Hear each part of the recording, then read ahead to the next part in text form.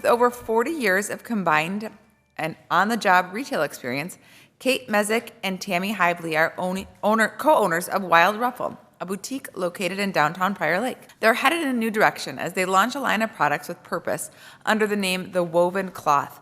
Currently in the early stages of sample production, their dream is to provide opportunity for a second chance for the underemployed here in Scott County. Please welcome Kate and Tammy. Picture this. You're out shopping and you've got options. On the one hand is a really cute top that you know is going to look great. And on the other is a really cute top you know it's going to look great, but it changes lives because of your purchase. Which one would you choose? Hi, I'm Tammy Hively. And I'm Kate Mezek.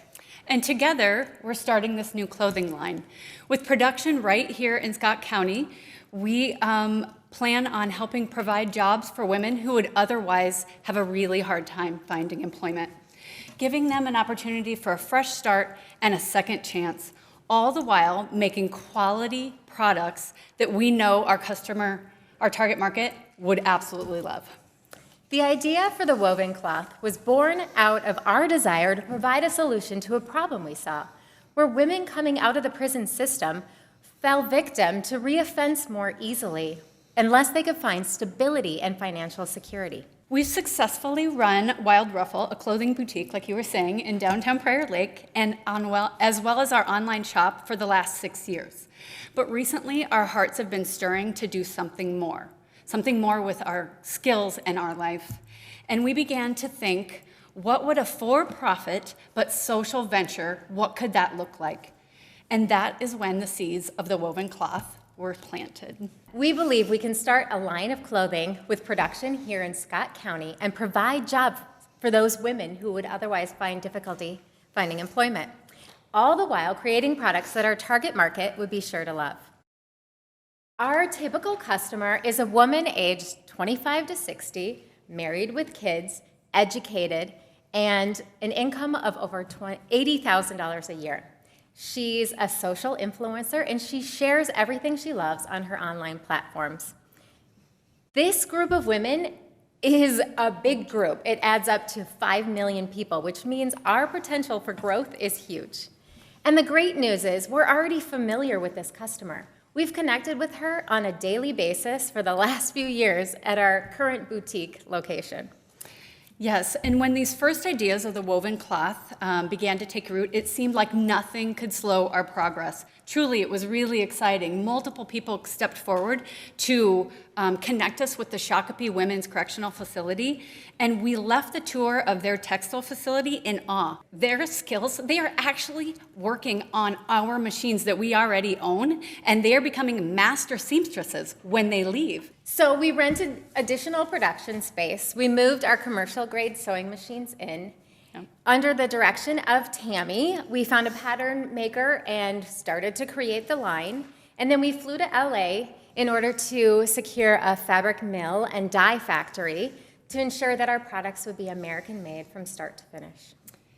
Yeah, and then COVID hit. So as you can imagine, everything stopped. But rather than give up, we've gotten creative. Though our doors were physically shut to our shop for 2 months, our online shop never closes. So we added new products and creative different products to the mix and encouraged our current customer base to continue to support us, knowing that Wild Ruffle revenue was what was going to fund our new venture of the woven cloth. We're living in a new reality, and we know we need to continue to adapt. And we are currently in the process of securing a new fabric mill that is closer to home. We learned our lesson. It's already proving to be more effective in many areas. Number one is it's way better communication. There's faster shipping turnarounds. There's smaller yardage minimums, which is huge for a small business for us. So there was so many things that were directing us back closer to home. We know that wholesaling as a new company can be really tricky, finding those connections and pushing those sales out. But we have the advantage in having at least one boutique that is ready and willing to sell any item that we create, and that is our own, both online and in store. Our production facility is attached to our shop, so it means that Tammy and I are on site all the time and ready to solve for issues that may arise. And we're able to create things in small batches, which means that our financial risk remains low. We also have been fashion experts on Twin Cities Live and Fox 9 The Buzz for the past 5-ish years. So we have that outlet to be able to market our story. Women are more likely to become repeat offenders unless they find stability and financial security. And our customers get to be a part of their fresh start and second chance whenever they're making their purchases. They're not only getting a quality product, they're buying into the women themselves and the lives that they'll change because of the money they're spending. So we just thank you for listening to us today. We know there's a lot of other retailers and competitors out there, but we would invite you to come alongside us to help make our customers' money mean something and to lift up local women here in Scott County who really need a second chance. You know, in your original business at Wild Ruffle, for example, I assume you're buying finished goods and reselling them in your shop. And so is this both your first kind of foray, if you will, into custom design and manufacturing? Or in the correctional facility, did I hear that there are seamstresses, oh my gosh, I can't say that word, that you can keep busy with this line?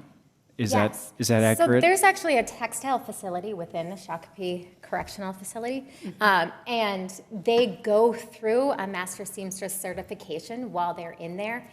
It's a program that they have in order to help them find employment afterward. And so they come out knowing how to sew, I mean, better than anyone else we could find. Oh, so they're not actually sewing, you're not keeping them busy through the woven cloth line. I did want to ask you a little bit about the sewers. Is this something that you're anticipating they'll only work at your facility, or is this something that at some point maybe you would have kind of a fleet of home-based sewers?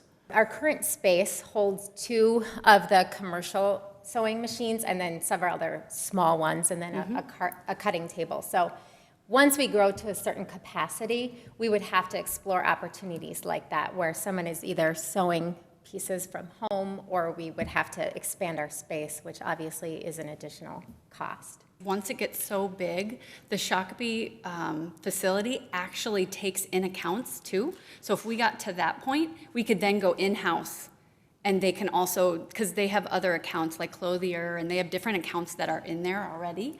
So that's also options for growth. Really, how much do you have to sell in a season or a period of time in terms of how you're making your inventory commitments? You know, what do those kind of thresholds really kind of look like in terms of how the business has to grow based on how you're buying materials and inventory, and what that might look like for the design for this season, or how that needs to translate from season to season? A lot of our styles that we're trying to design are very clean and classic. So they have a fashion piece to it, but it's not going to be trendy. So we feel like we're not going to get to that point. It would be maybe a color would be an issue. We're mostly going to be the blacks, the charcoals, the norm. With pops of color. With pops of color, yes, yep. I love the name and I love the tagline. When is the launch? Next fall, we're hoping. There you go. If you'd hit your 5-year target, I think 1,780 pieces, how many like full-time jobs is that? We do have room to grow in our shop, and we can also take over more of our shop. So it's not just where our machines are right now. We would have to buy new machines. We already own some. We would just have to be adding to that, and we do have room to grow. And then after that, we do have more space if we can't find a factory or can't afford the factory, because that's obviously a lot. We can move some of our production back into the Shakopee Correctional Facility too.